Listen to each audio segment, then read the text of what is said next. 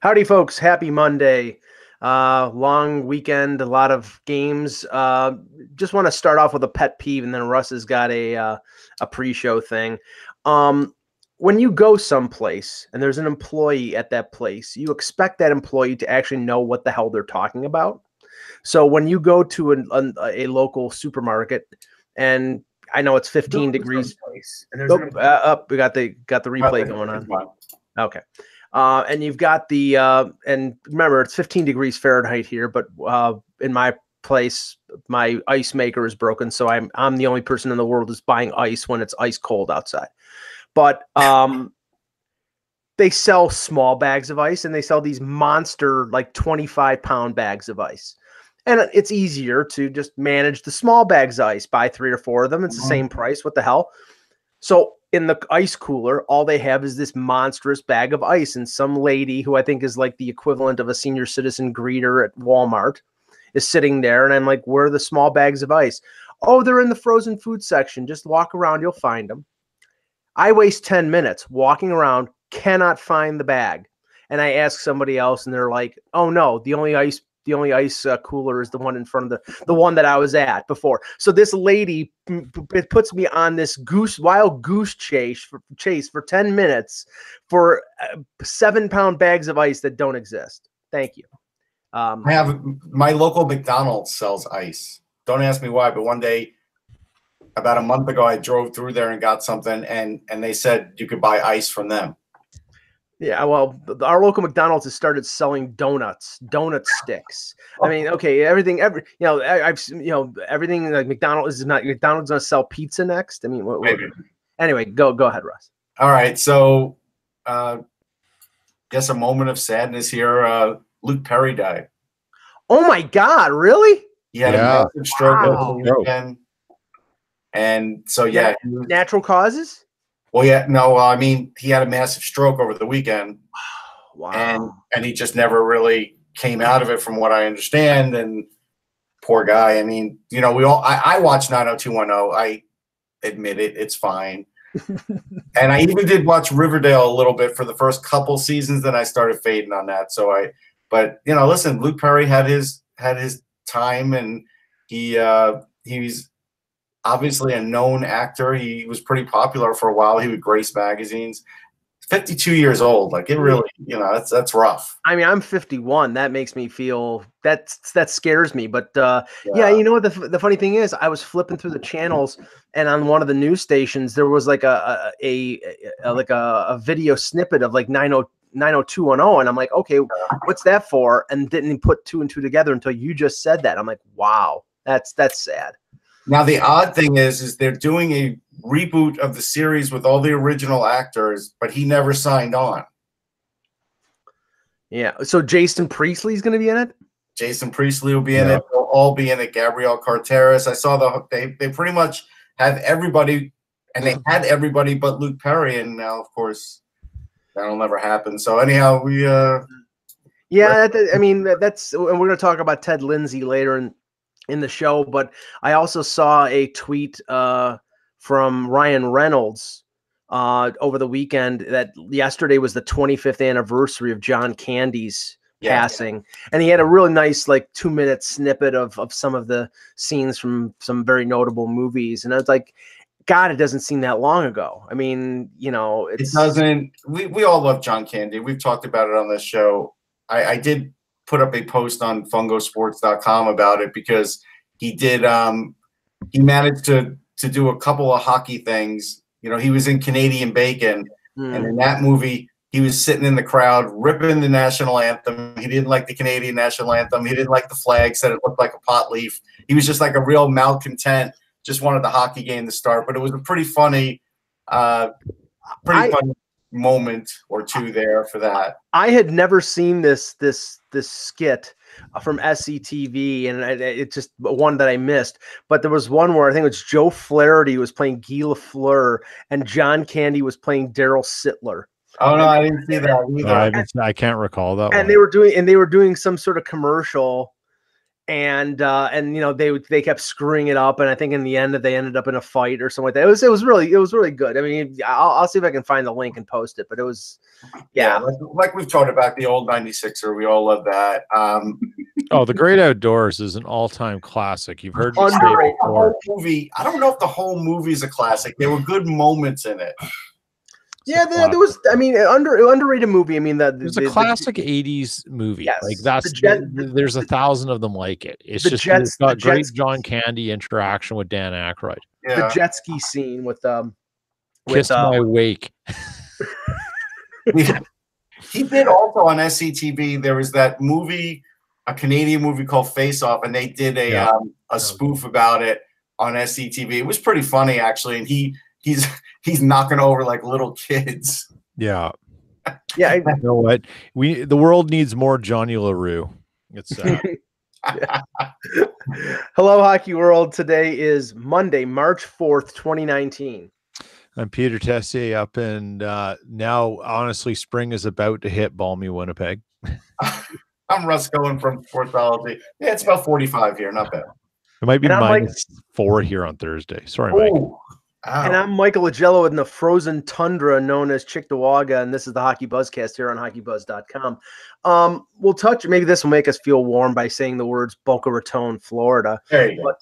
But the NHL hierarchy is meeting in that warm and wonderful Florida city. I'm playing golf. And playing golf, and fishing. I'm sure having a few sea breezes or whatever. It's like that's got. No, Mike, that's a girl's drink. They're not having those. Oh, okay. Then Yeah, they're having more manly. Chivas on the rocks or something. Chivas on the rocks is possible. Jameson. Okay. Anyway, this is the meeting where they usually ponder rule changes for the following year, and I have to say, looking at Pierre LeBrun's piece in The Athletic and seeing what they could potentially be addressing, the NHL is falling very, very short, because there are things I think need addressing that it doesn't seem like they're going to address. Now, this is according to Pierre LeBrun.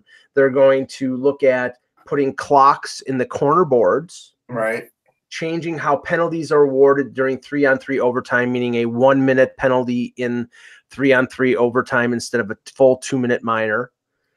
Changing the tiebreaker from regulation and overtime victories to just regulation victories. Mm-hmm. And then also some updates on the expansion in Seattle, and according to this, signing KHL players to future NHL contracts. I'm not sure where that's going. I know that there is no transfer agreement between the two leagues. So right now, a player like Kaprizov with Minnesota, I mean, I thought it was 4 years, but they could hold on to him.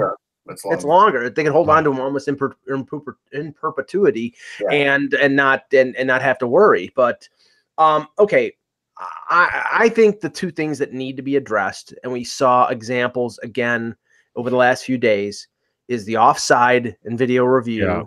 Yeah, because they don't care what you think about that. I know that they don't care, but I'm going to keep saying it because they should care, because it's a friggin' travesty. I think Mike, I think I agree with you wholeheartedly. I don't want to jump on this.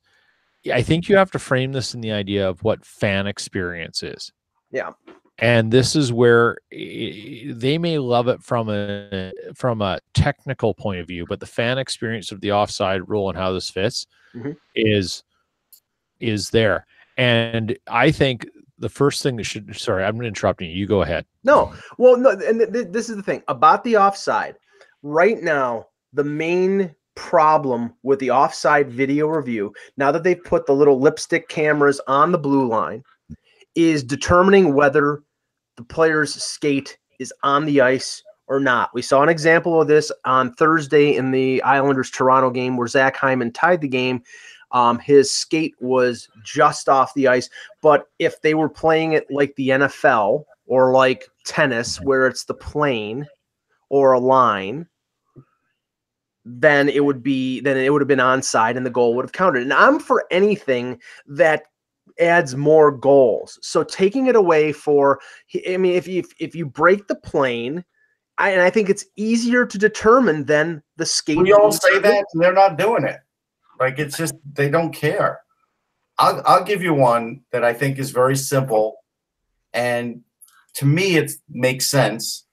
Take out the trapezoid for the goalie now, because you can't touch the goalie anyhow. Yeah. So it's not like if the trapezoid wasn't about touching the goalie. The trapezoid was to stop Marty Burko and Brodeur. I know. The puck like a defenseman, but because it was unfair. No, that's true. That is true. But you can't cream a goalie. So, like, why give them that trapezoid where they're like, a protected species? Get rid of it. Well, yeah, I know. We need to see more Mike Smith and Connor Hellebuck going right into the corners trying to play the puck, because that's entertainment right there. Yeah. No, I mean, like, because that freaks me out, Russ. Like, no, I know. When goalies stray, it freaks everybody out of it. The most dangerous thing is a goaltender who thinks he can handle the puck. Right. Mike Smith and Connor Hellebuck. Give me a reason to keep the trapezoid. There's none. There's none, right? Get rid of it.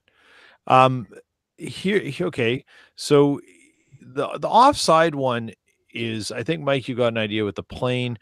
There's goal line technology and Premier League soccer that allows people to figure it out. Yes.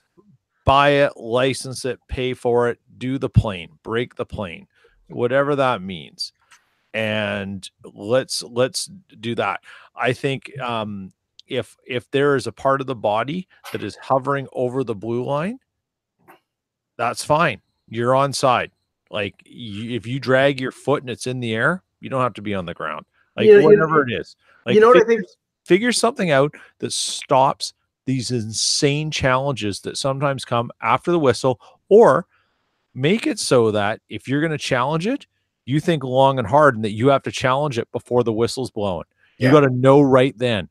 Yeah. Like, one way or another, not this, we'll sit about it, think, what's the little iPad say? It says we should challenge it. What's the guy upstairs say? No, make your group of guys watching the game, put their necks need to be on the line for wasting everyone's time and ruining the fan experience. All right, I have two nonsensical ones. Sorry, are we done with offsides or not yet? Well, I was just going to say, what I think the problem is, and the reason why they're not doing it, because you have all these multi-purpose arenas where they're taking down the boards and they're getting ready for NBA games and then resetting it up for hockey games the following day, and you probably have to line up all these like different like laser or whatever to create a plane that can determine whether a player is offside or not. In this instance, all they have to do is look at the video and determine whether a skate is off the ice or not. But it's not that easy. It's unless you have cameras that are right up there, you can't tell whether a guy is, toe picked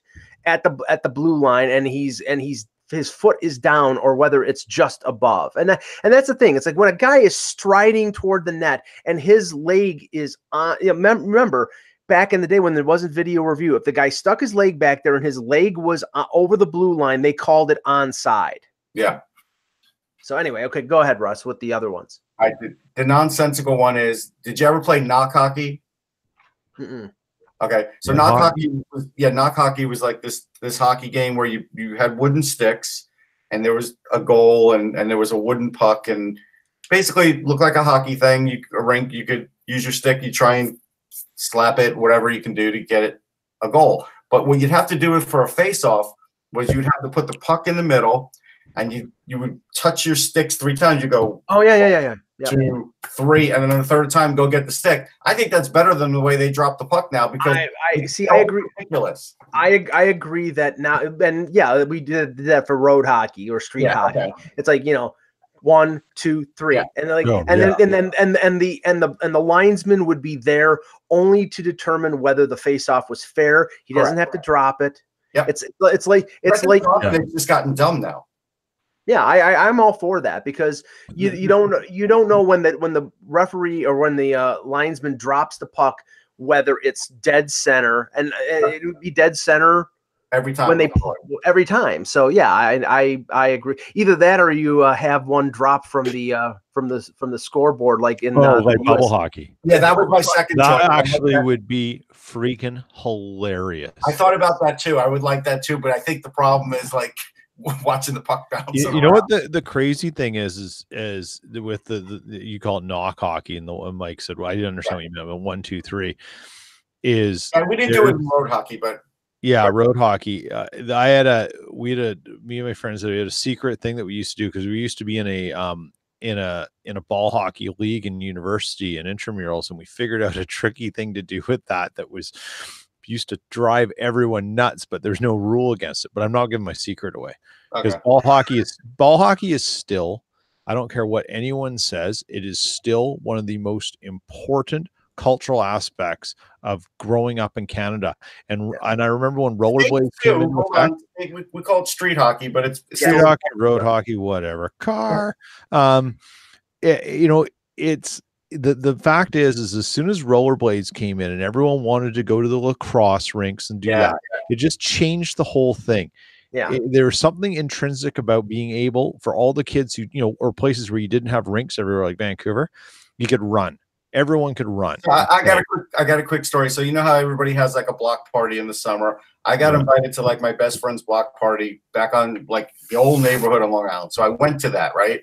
And kids were playing street hockey and no parents were playing. Like none. They were all just sitting around slugging beer, eating hot dogs. I went and grabbed a stick and played, right? And I was like Blake Wheeler. I probably scored like 4 goals. Like my wind was good. And I had a lot of fun. There was no checking, it was nothing like that. I wasn't pulling a John Candy, but the kids respected me because it was like, damn, this guy still likes to play street hockey and he's pretty good. And all these other parents were just like sitting around like, comatose. And I had a great time. And I wish more people did it. Yeah. I did. I think what ruined like street hockey, because I mean when I was a kid in my early teens, me and a bunch of friends who I'm still friends with to this day, we would play street hockey, and luckily they lived on a street that was away from the traffic, so we had very few interruptions when it came to car.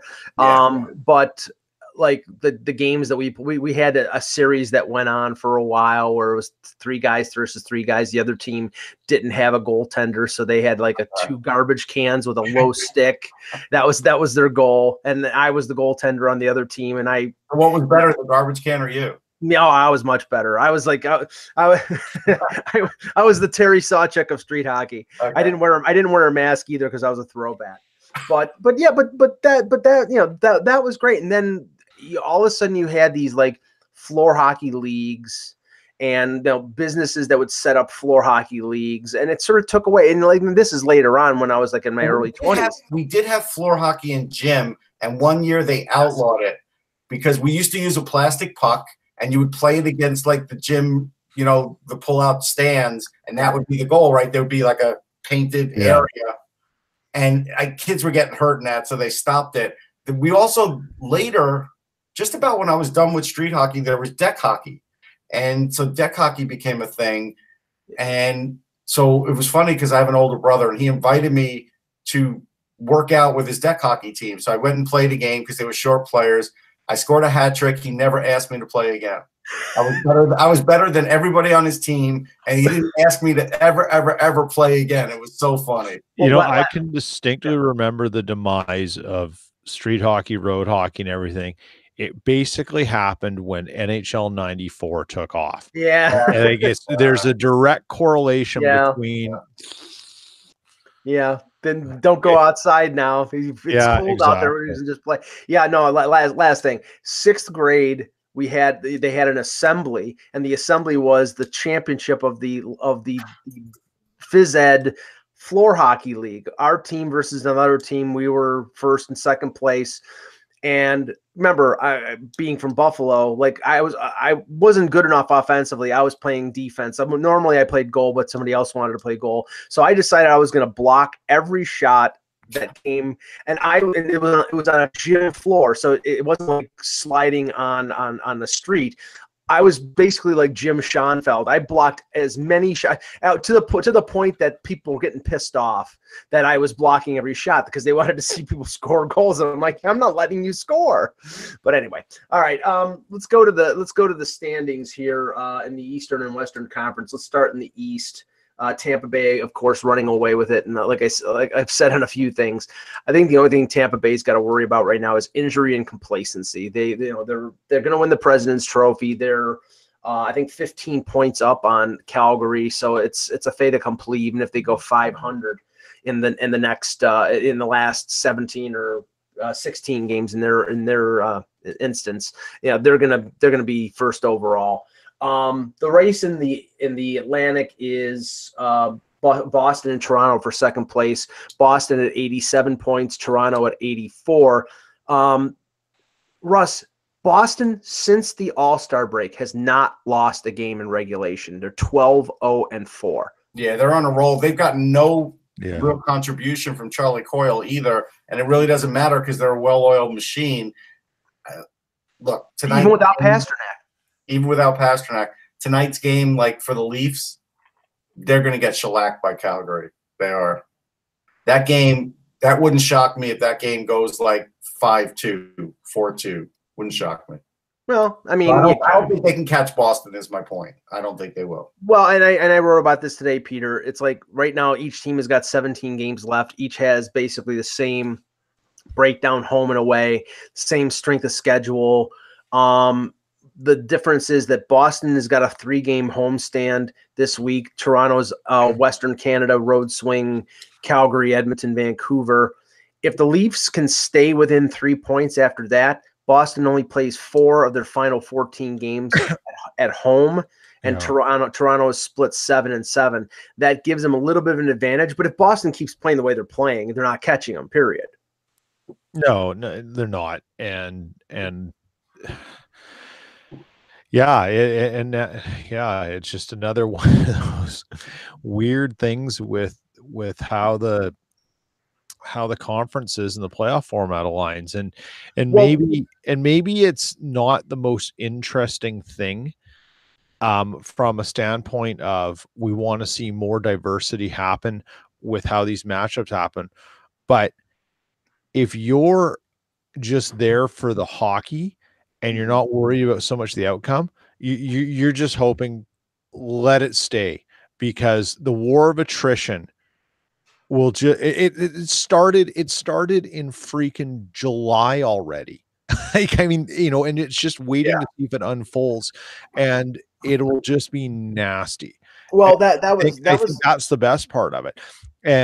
But the sad point is I'd rather these guys see each other when the stakes are a little higher, not just the first round, but like maybe the quarterfinal or the conference final, because if that were to happen, I mean, can you imagine? Oh, sure, it'd be amazing, but unfortunately, it's low at that point, and that's what Rob's fans of something is the intensity that happens as you move into the rounds, right? Well, that was the reason why, and I left it out of the discussion about the Board of Governors. That the one that I want more than anything, because I think it's now getting a bit stale, is going back to say having each division winner be 1-2, and then having 3 through 8 as conference. Yeah. For the playoffs, because I mean it would be different. I think right now, if it ended that way, right now I'm just looking. Oh, I see what you're saying. Reseed 3 through 8 based on their finish, on their points. I think that's actually a great idea. Yeah, make it mean something to winning your division, right? Right. So I mean, just talking in the West. So say everything stays the same. Winnipeg and Calgary. Calgary's 1, Winnipeg's 2, and then you reseed based on that. So you'd go San Jose, Nashville, Vegas, St. Louis, Dallas, Minnesota. Yeah, that could be super interesting. And in the East, Tampa and Washington would be 1-2. Then it would be Boston 3, Toronto 4. Islanders 5. It would be Leafs versus Islanders in the first round. Yeah. Tell me that wouldn't be interesting, folks. It would be awesome. And the potential for the next rounds. Okay, so lock that one down. I'm all on board with that idea. Reseed 3 through 8. But apparently it's a non-starter for the NHL because they love the division teams having 4 games. They can plan around that, and they love like knowing, basically the travel being fairly short when it comes to the playoffs. And I'm like, okay, but that's not always the case. I mean, you could have Calgary versus Vegas or San Jose. San Jose versus Vegas isn't that bad, but if it's Calgary versus Vegas, that's not exactly a short flight. So, I mean, No. travel concerns be damned. We used to have first round matchups between Toronto or between Philadelphia and Vancouver and Buffalo and Minnesota in the first round in the 80s. What if like, yeah. I mean, what if it was Winnipeg Calgary falters and Winnipeg wins the West, and it's Minnesota falls out and it's Arizona? I mean, you haven't eliminated it yet, and there's still plenty of disparity, Right. in particularly in the West. Like that issue is way more at play in the West than it does in the East. But I like the idea of reseeding underneath, because then instead of sitting back and worrying about, okay, well, I can't get number one. No one's catching Tampa, right? But you've got to be able to focus players like, we want to go this route. So it's really important that we get these points, like, and for fans to engage in that, because that gives them variables. A team gets hot, like look at like, now you consider St. Louis. Well, imagine where people are thinking they're going to be in terms of who they play. Like Winnipeg doesn't want to play St. Louis, Winnipeg doesn't want to play Minnesota in the first round. They haven't won against them all year. Right. Like, and there's all those variables. And if you take that chance from happening, or you allow it to happen, it's going to make the fan interest. And again, think of the fans, NHL. Think of who buys your product, and who are these fans that are giving them the message of this is okay, because we need to find them and draw and quarter them. Yeah, but again, I go back to when they did this. Rangers played Flyers. They hadn't played in 20 years. And it was a big deal, and it was a good series. So people were thrilled about it. It's the same thing as like the shootout. None of us really minded it at the beginning, and now over time we hate it.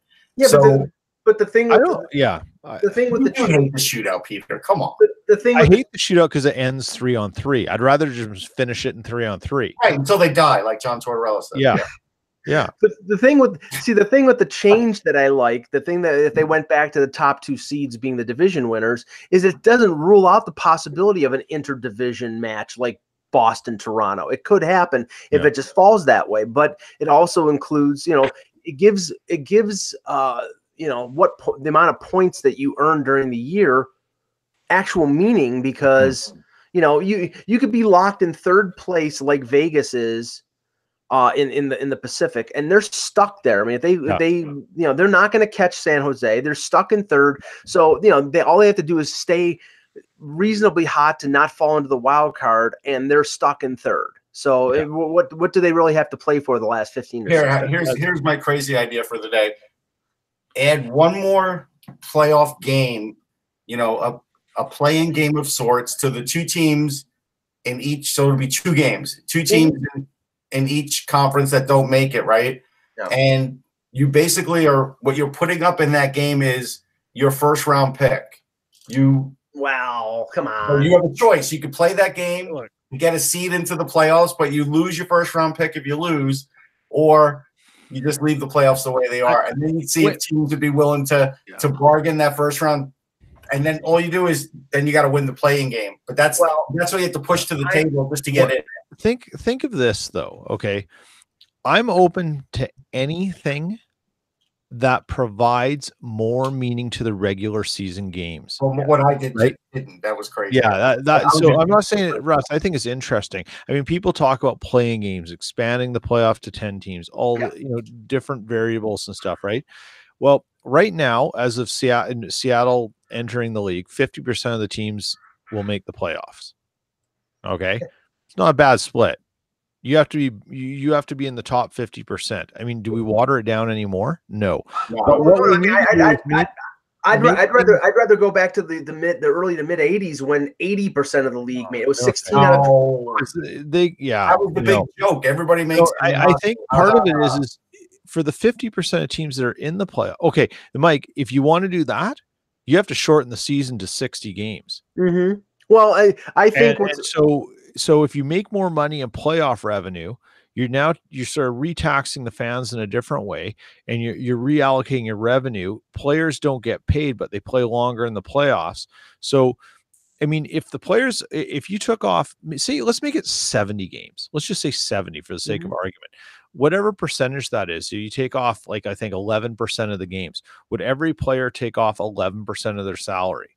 Because you'd have to offset it because it's a gate-driven league, the amount of broadcast games, broadcast rights holders aren't going to pay the same amount for 11% less opportunities to sell advertising, right? You got all that economic stuff that you have to manage. But if everyone's willing to take the haircut, right, and recalibrate on it, I think it adds value to those games because you have less of them to do more. Well, I'm convinced that when the new CBA comes around in a few years, that part of it is going to be some sort of play-in game, because Bettman doesn't want it, but the owners want it, because how don't we do it? I got another idea for a play-in game. So you don't have to do the first round pick this time. The play-in game will be like Family Feud. Oh, come on. Just play the damn game. Come on. And then this is like a TV thing then. No, screw that. Richard Dawson's dead, so screw him. It doesn't have to be Richard Dawson, Mike. There's other hosts. Okay. The Metro. It's just no fun. Sorry. The Capitals at 83 points lead the division. The Islanders 81 points in second place. Carolina. Hold on. Wait. The Islanders are in second place? Are you sure? Yes, I am. I'm looking at the standings right now. All right. Carolina at 78 points. The Islanders shot their wad against the Leafs on Thursday. They sold out. They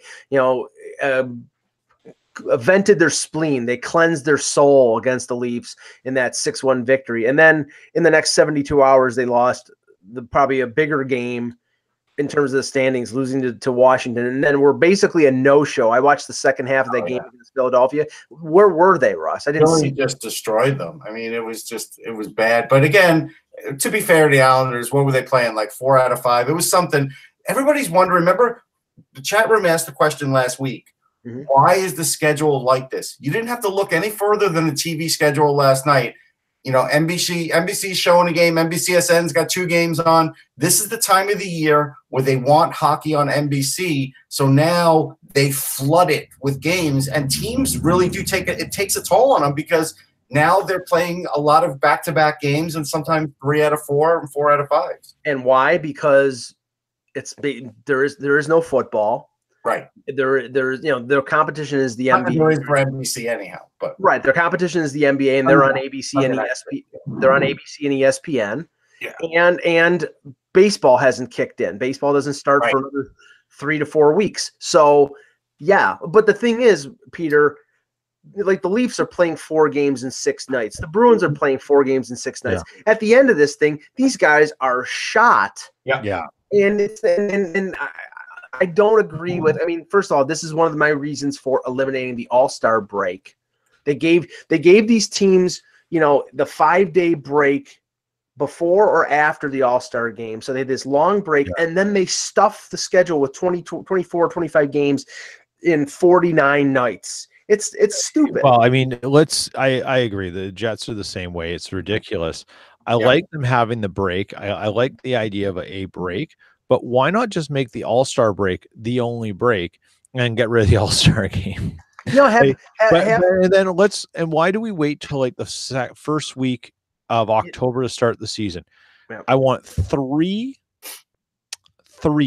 total, not home, not away, total 3 exhibition games. Yep. And let these guys have more time to work on the stuff that the coaches all say there's not enough time during the season. Start the season by September 21st. And there should be no playoff games that go past the end of May. And Russ, why do you think they don't start the season in September? What else starts in September? Football. College and pro. Yeah, but what? But they only show football for NBC Sunday night. It's not like it's a you got Sunday you're ruined, but you know what? In Canada it doesn't matter. In the States it matters for sure in certain markets. But the people who are hockey fans are going to be there regardless. Yeah. It's whether you can pull people. If you think I've got to pull football fans away from football to get them to hockey to compete with it, then you're missing the point. It's not about pulling the football guys. They're hooked. They're on the boat. They're just waiting to have their heads cut off and be gutted. They're done. They're sold. You need to find the people who haven't aligned themselves with a sport yet and are looking for something that's more affordable, has way less stoppages in play, and has a high entertainment value. And they're not in anyone's boat yet. That's who they have to find instead of trying to pull away. No, I agree. But the thing that I would like to see is NBC buying in earlier in the season, so then we don't get this log jam at the end. And I think it would be better for the teams. I think it would be better for everything. But apparently that's not the way it is. Maybe the next TV contract, it'll change a little because the NHL will have a little bit more bargaining power. We'll see. Yeah, and there's no guarantee they're going to be on NBC, but they may be up to a bidding war, and it might be like the NBA or like Major League Baseball, where they spread the contract over a number of different, like they could be on ESPN and NBC. It'll be like on True TV. Or CNBC after Shark Tank or something like that. Imagine Shark Tank. No, or that other awful show that Peter mentioned once. Imagine if that were a lead-in for what, beat Bobby Flay? No, Kramer, this idiot. Oh God. Okay. Anyway, Kramer. Okay. What? Jim Kramer, the guy. Oh yeah. Okay. No. And I'm not going to spend too much time on this, but I posted something this weekend about the storm surge and whether it has jumped the shark, and I really think it. I didn't like it from the outset. I'm not Don Cherry. It doesn't piss me off. I'm not calling them a bunch of jerks. But okay, when you're bringing out friggin' Evander Holyfield and he's doing a fake knockout of Martinook.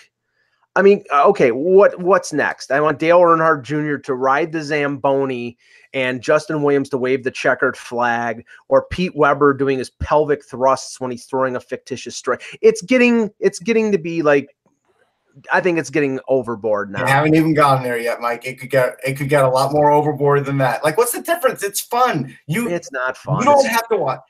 First thing is, you don't have to watch.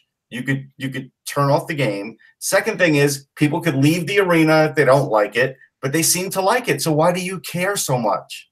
Because it's an embarrassment. It really is. I don't think it's an embarrassment. It's something that they've created that. Yeah. Well, okay. All right. Whatever. I mean, you can't dispute that they're having success right now, and they're riding the wave. What does Peter say? Peter. What do you think? Sorry, run that by me again. No. What do you think about their after game celebrations, the storm surge, and all that? I have no problem with it. If this is what it's going to do to get fans involved and bring the team together, look, take it out of what the optics are and stuff. Okay. Other sports have been doing this for years in terms of celebrations and things like that. They do it in different ways after big plays and everything like that. Yeah.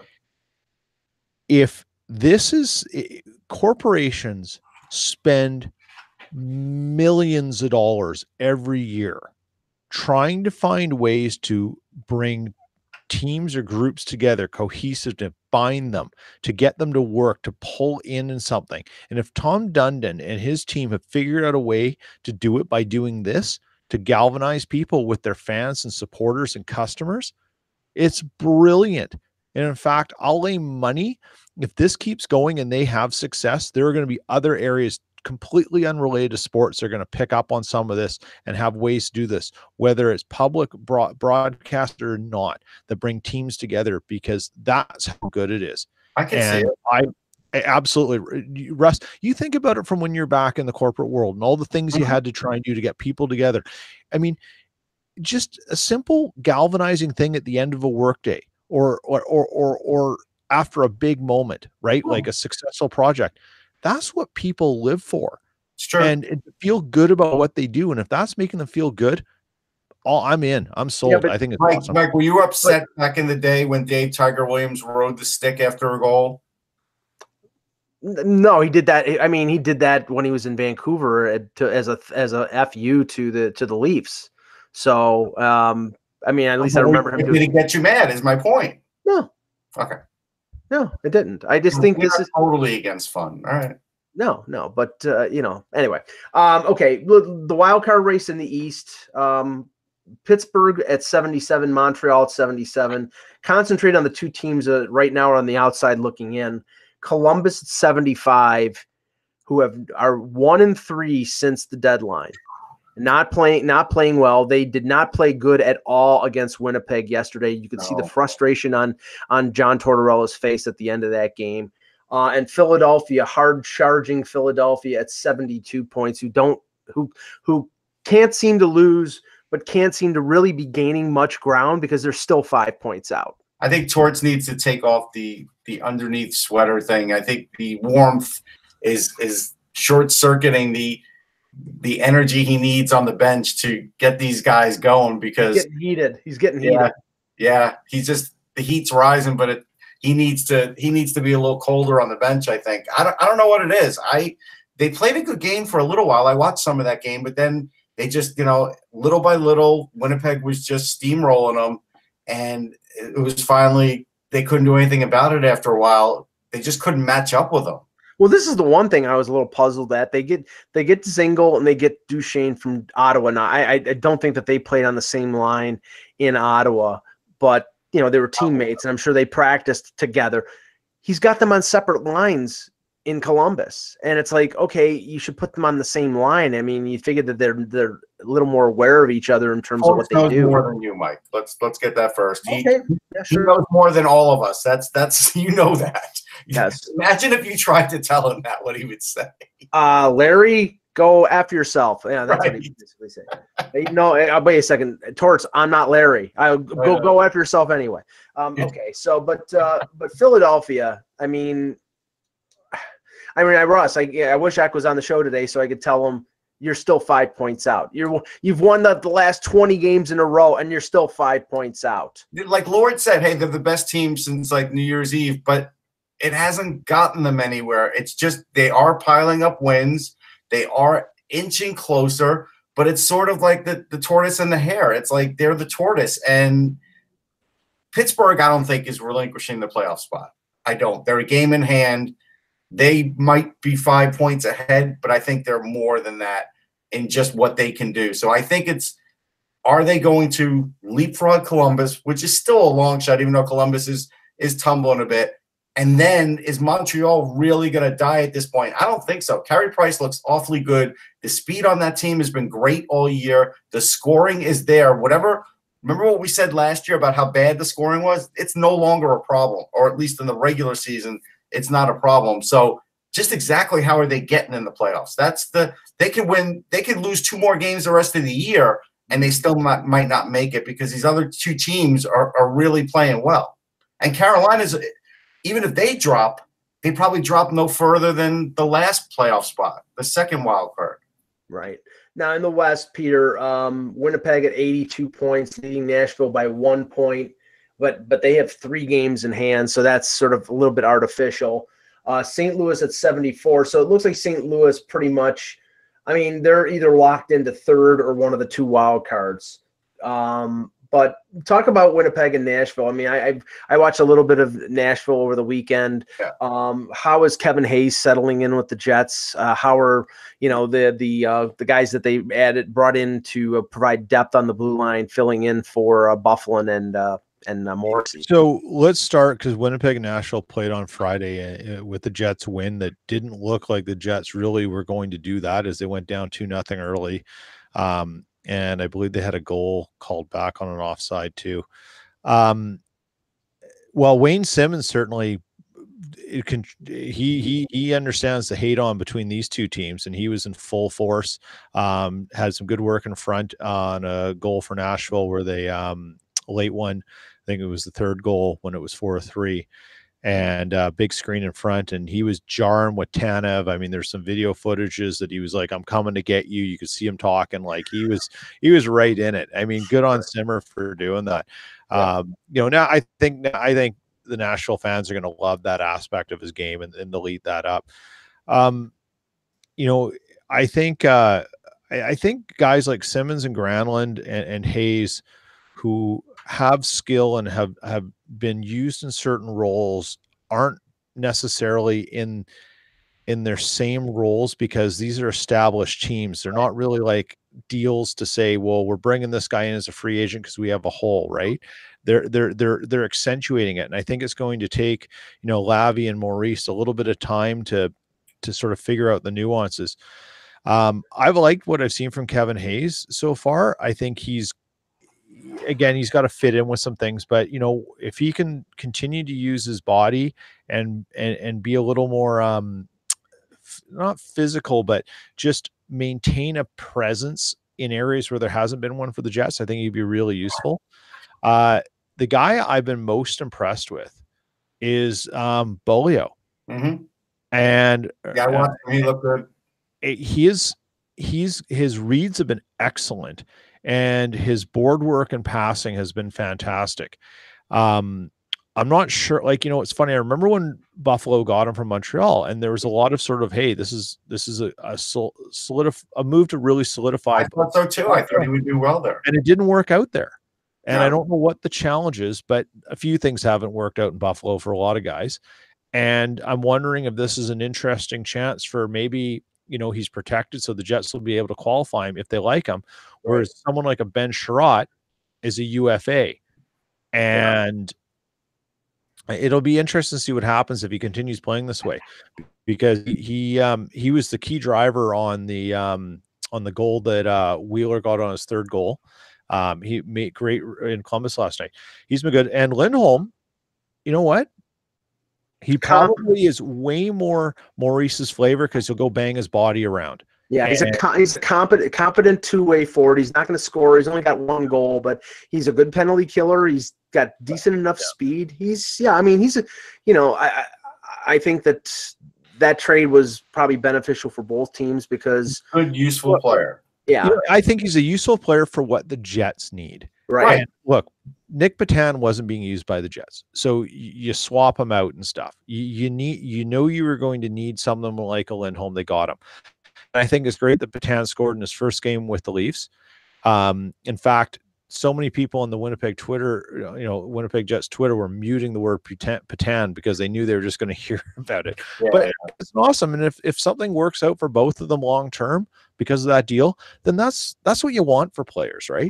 I actually think Petan is going to have more of an effect next year, because I think the reason the Leafs made that trade is because he's an RFA and can be qualified for less than $1 million. And when they're paying Marner $11 million and Matthews and Tavares is $11 million plus, right, they're going to need $900,000 forwards on the fourth line. And you know what, though, Mike, that's a smart move, because you're betting that with cost controls, I'm going to get more than what I'm paying him. Right. That's what you have to do to fill in the holes, is you have to get guys who will overperform based on the salary that they're earning.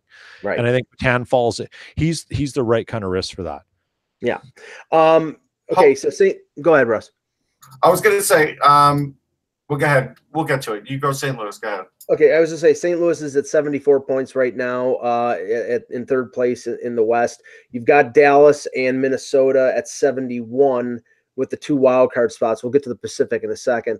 But the interesting thing there is, Dallas, I'm still a little fearful of, and they're staying with it. But Bishop has been in and out of the lineup. They're not scoring as much. They lost Zuccarello. He's going to be out probably until late March or early April. So they're probably not going to get him to make any significant difference before the end of the season.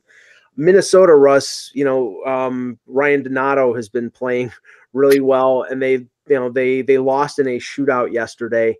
But they're hanging in, even though they are. I mean, Khudobin was in net. I watched that game. It's interesting that they're using Fiala on the half boards. He's great on passing on the power play. Like, they don't miss a beat when he is there. They got plenty of chances. This team is hanging in there. I mean, they're 5-3-2 again without Dumba, without Koivu. That's a pretty big deal. And Boudreau is sort of handling it perfectly, where he's just sort of low key and he's saying, "Look, the guys really want to win. They're doing this."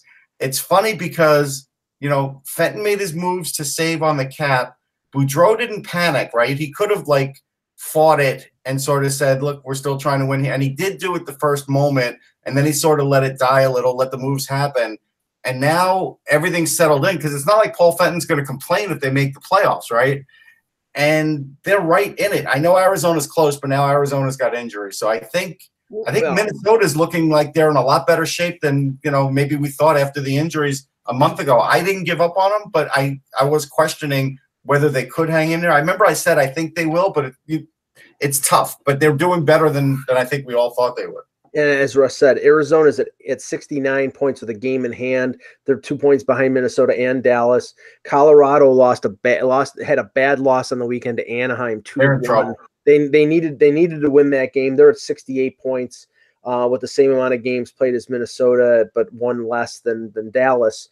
I still think Colorado's got a chance, but they can't lose games like that. And you're right, Russ. Losing Stepan, which Arizona did. I mean, they got Galchenyuk back, and then they lose Stepan. So it's, I mean, I don't know how they're doing it. It's Darcy Kemper who apparently is standing Kemper, their goalie right now. We all thought they'd have to do it with Ronta if it was going to happen. It's Kemper.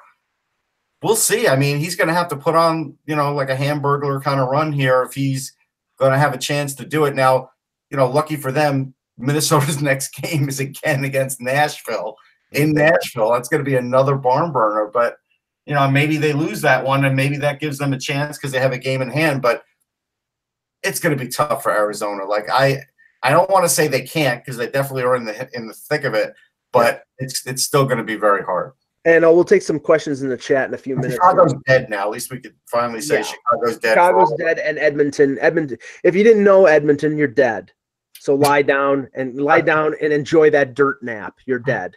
I wouldn't say it like that, but yes, Edmonton is certainly dead. Yeah, in the Pacific, Calgary is 3 points ahead of San Jose for home ice advantage throughout the Western Conference playoffs. San Jose is at 86 and Vegas is at 77. Now, Peter, San Jose is shutting down Carlson for at least a week because he's got a groin problem. They're doing the same thing that the Leafs did with Jake Gardiner because he had back spasms. I mean, they're doing it because maybe they don't have a chance. I think they have an outside chance of catching Calgary, but they don't think they have a chance of falling behind Vegas for second place. So it's more important for them to get Carlson, 100% or as close to 100% healthy before the playoffs so they can make a run. Yeah, exactly. I mean, I don't think there's any more to add there. That's just the scenario they're in. And nothing's going to move in that Western, or that Pacific division, simply because if something were to move significantly, something's gone off the rails for a team. Yeah. And that's basically what and I'm going to bet against that every day. I think they're all three of those teams are just biding time. They want to play their games. They want to get through. They want to tweak what they can tweak if it's even possible, but nothing's going to change. And this is all about gearing up for about, a month from now. Yeah. So, and the only reason I question what you said about Calgary, Russ, is that, on Saturday, Calgary lost to Minnesota 4-2, and Mike Smith gave up 4 goals on 23 shots. So I'm assuming that Rittich is going to play tonight. I'm pretty sure Rittich will be in there. I agree with you. Here's the thing, funny thing. So Don Maloney was on the Sportsnet show. By the way, I don't like their new set.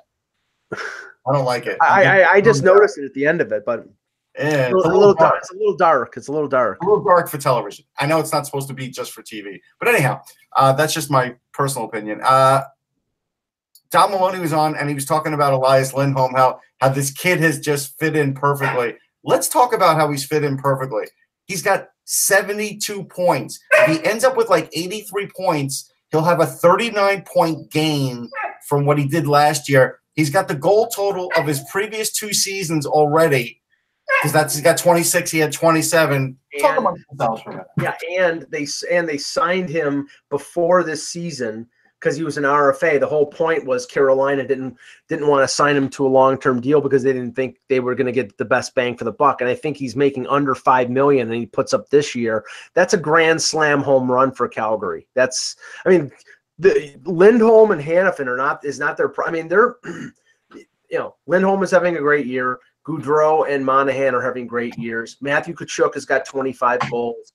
Giordano is probably going to win the Norris. The only thing that I hesitate on when it comes to Calgary and their path through the West is if they get through the Pacific Division and they come up against Winnipeg or Nashville, Winnipeg and Nashville have the better goaltending. They do. I think they have of the three teams in the Pacific. I think the one that has the best goaltending is Vegas, and then right now Martin Jones has struggled, and so is Rittich and Smith. Who knows what I hesitate. The only thing that makes me hesitate about San Jose is their goaltending, and the only thing that makes me hesitate about Calgary is their goaltending. I look at this trade, and we all liked it. I think even Eck liked it from the Calgary standpoint. It's just such a whopper for them because now, granted, look, Carolina's having a really good season. They look like they can make the playoffs. That's terrific. But long term, this trade is just going to be, like you said, especially signing him to that deal. Yeah. I mean, he is so affordable for the amount of points he's putting up. It's just crazy. And Vegas, Peter, they seem to be, they were slugging along a little bit earlier. They're dangerous now. Now they're dangerous. Now that they're infused with the confidence of having Stone. You got this big line of Stone, Pacioretty, and Stastny. Takes the heat off the guys like Marchessault and Carlson. And I saw a little bit of the game that they played this weekend, where Marchessault and Carlson were really flying around, or Carlson. It wasn't Marchessault on that line, and Marc-Andre Fleury, I think, was first or second start of the week this week. So they're getting hot at the right time, Peter. Yeah, 2 shutouts in a row for Fleury. He's picked it up because he was waning a little bit. He was. Yeah.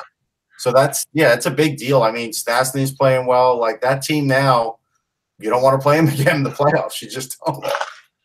I mean, I don't – you know what it's like, Peter, for a team to run up against Marc-Andre Fleury. Yeah. I mean, if he gets hot, heads up. But I mean, what's interesting is Vegas has to hope Fleury gets hot and plays like last year. Right. And San Jose and Calgary have to hope one of their goaltenders answers the bell, because neither of them got insurance. Right. And that's the interesting conundrum about those 3 teams. I think Calgary's the class of the 3, but as far as Rittich can play playoff hockey and get used to that intensity, right. That's the thing. I just like how Calgary plays. I think they're super interesting to watch. I love their talent pool and stuff. It'll be fascinating, and I'm actually really looking forward to the Leafs and Calgary playing and seeing how that goes. I think it'll be fascinating too. But man, neither of them short up goaltending. It's going to be interesting. Okay, Russ, we'll take a couple questions in the chat before we end the show. Hey, let's see what we got here. Yeah, and just while you're looking for the questions, I know there was a little criticism on Saturday about Leaf fans sort of giving John Tavares an ovation before the game, sort of to make up for the treatment that he got in New York. And some people were saying, that was sort of embarrassing. I think actually, I mean, not just Leaf, because it's Leaf fans. If anybody had the reaction that Tavares had in New York and he comes back home and they didn't do that, I think that's one of the reasons he went there, is because it was home. But I think any player who goes someplace else, makes a choice like that, to get treated like he did in my eyes, for no good reason, you should get support from your fans. So if any big free agent leaves this year and he goes back and he gets any kind of reaction like that, the fans and that of the team that he went to should show some support. I think that was a good thing. No, it was a good thing. I agree. So Evan asked earlier, do the Flyers send Carter Hart down when he comes back, or carry 3 goalies?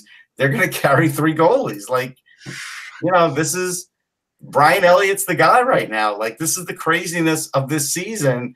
So they're going to have to carry 3. The interesting thing is keeping Carter Hart out of Lehigh could mean them missing the playoffs.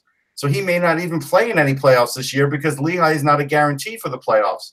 Now, did they flip him? Did they do the clear day thing where they sent him down? I'm sure they did. I'm 99% sure they did. But it may not be a reason to flip them, because they may not have a postseason there. So what if they go through this season, they don't make the NHL playoffs, and they don't make the AHL playoffs? Is that still a help for Carter Hart? Like, I might start to argue with you at this point, then saying, because a lot of times we see when guys go in the AHL and they go on a little Calder Cup run, what that could really do for him. We've talked about Carey Price. There's plenty of other, examples. It'll be an interesting thing. We'll see what happens with that. We'll keep an eye on it, but it looks like there'll be 3 goalies. Yeah. Okay. Any more questions? Hold on. I'm looking. A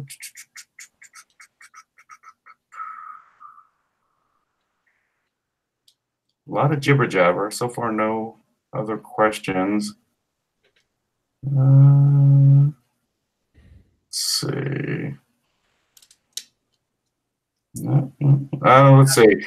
What other player, this is from 5 Geeks, what other player than the top 2 in the first round of 2019 do you think can be a great player to play with McDavid?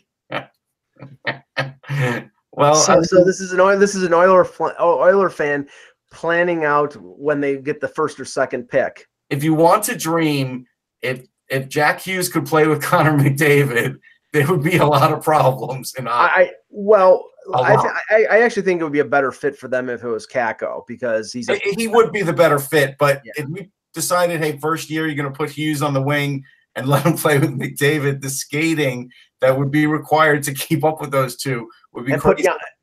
Put Yamamoto on that line too, right? But Kakko would be the better fit, and so I think if they got him, like, that might be the perfect fit. Yeah. But by the way, they shut down Puljujarvi for the season. He's having hip surgery. And Noah Juleson is out for the rest of the season for Montreal. I'm not sure what the injury was there, so but goalie FP asked, Russ, question for you. Can you think of a player that was traded at the deadline that had a huge immediate impact? Doyle Alexander, the 84 Tigers. No, Butch Goring, Islanders. Butch Goring had an immediate impact on the Islanders, and that's all I want to say about that. All right. I like Butch Goring. It's all right. Yeah, but that helmet was screwed. I don't know what that thing was. I don't either. Apparently that helmet had like no stuffing on the inside of it. It was just like a shell. And luckily Butch is doing okay today. I say hi to him every time he comes through. Macho Man wants to still know thoughts on talk with Nylander being moved in the summer. They're not going to talk about it. We're just going to either wake up and it happens, or they just won't do it. This seems to be the conventional wisdom right now when it comes to Toronto. They talked to Kapanen and Janssen's agent before the deadline. The word out was Kapanen was amenable to a bridge because he's only had one good year and he likes it in Toronto. Janssen didn't want to talk. His agent didn't want to talk until after the season. He's arbitration eligible. They may simply offer him arbitration. Now he can deny it, right? He can say no. Yeah. Correct. Okay. So if he does that, if he gets arbitration, then it's going to be a 1-year contract, maybe a 2-year contract at a certain amount, coming off a year where it looks like he's going to score over 20 goals. If they have to pay Kapanen and Janssen over $3 million, barring the retirement of Patrick Marleau, I think they're either trading one of those two or they're trading Nylander. And I think with Nylander playing center this year, now since Kadri got hurt, I think his value is going. He's starting to play the way Nylander played in the past, and he's proving that he can play center as well as the wing. So I don't think his value is going to be any higher than it is at a cost certain amount for another 5 years. I agree. 2 more questions. Okay. BK asked, what team has the best prospect pool, Philly, Vancouver, or the Islanders? I would say Philly. Philly's great. Morgan Frost is leading the Ontario Hockey League in scoring.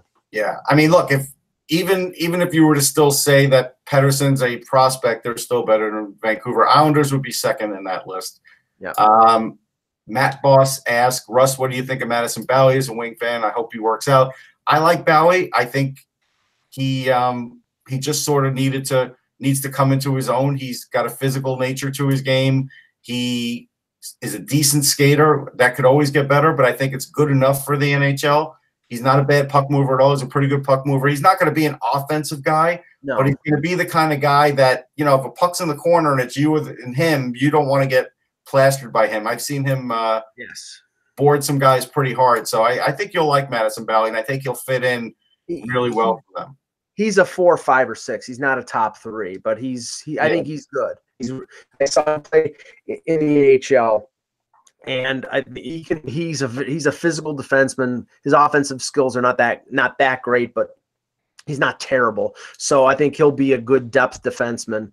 And when you trade Jensen, who was a UFA and probably wasn't going to resign, that was a good deal for Ken Holland. Just to touch on Ted Lindsay, who passed away at the age of 93. People don't realize what he went through in the NHL in the 50s, starting up the Players Association. I mean, this is a guy who, let's just say the owners were not too happy about what he was doing, to the point that he was on the best line in hockey on a team that had won 4 Stanley Cups with the Detroit Red Wings, and they traded him to the outer limits, which was the Chicago Blackhawks, who at that point were really a crap team, as punishment for setting up the PA. So, a lot of players should be thankful for what Ted Lindsay did for players at that point and going forward. He had a lot of gumption. He really was a gutsy guy. I interviewed him once as part of a radio show during the lockout, and he was, giving a lot of wisdom at that point, and he had it, and it was interesting. And he was just an unflappable, he knew exactly what, should be done, could be done, very decisive guy. And I even did write a piece about, it was partially about Lindsay, and it was also about some other players with the NHLPA in the early goings in the Hockey News. I'll see if I can pull that up. Maybe I'll find it tomorrow. But there were some tidbits in there too. And yeah, he's just, a bigger than life guy at this point. And I know Bob McKenzie related when he was talking about him on the radio this morning, something about, he had a rough calculation of how many stitches he had during his NHL career, because he didn't wear a helmet, and he obviously didn't have any kind of face protection. And he said it was over 600. And apparently there was a series, and I don't know what year it was, but there was a series between Detroit and Toronto, and this probably had to be in the 50s, because that was when Toronto was in between 51 and 62. They were sort of a wasteland. They didn't win any cups. Lindsay and the Red Wings, Lindsay and the Red Wings go into Toronto for a deciding game of the series, and apparently someone in Toronto had issued death threats to him and Gordie Howe, saying that they were going to be shot if they came on the ice. They went on the ice, they won the series, and Ted Lindsay goes out after the game, takes his stick, points it at the crowd like it's a gun, and shoots back. Oh, that's the photo. Okay, that's crazy. Talk about having sack. That is having sack. Yeah, I have a videotape of the 1950 Stanley Cup where the Red Wings beat the Rangers, and so you could really see the production line in that, even though it's choppy video, right? You get 2 minutes at a time, and then it chops off, and then you get another 4 minutes, and then it chops off. It's not a complete game, but I've watched it, and there's some interesting things in there. And I could at least gave me an appreciation for Lindsay, because I never really did see him play. I saw Hal play, obviously. I think Harry Lumley was the Ranger goalie, wasn't he? Was it Lumley? I think because after that he got traded to Toronto. I do think that's probably right. I'm gonna have to look it up now. No, if I'm wrong, I'm wrong. What the hell? Okay. Yeah. Anyway. All right, guys. Great show. We will be back tomorrow with another edition of the Hockey Buzzcast. For Peter Tessier, for Russ Cohen, I'm Michael Agello, and I think it was Harry Lumley. And thank you for watching. And remember, without the buzz, it's just hockey.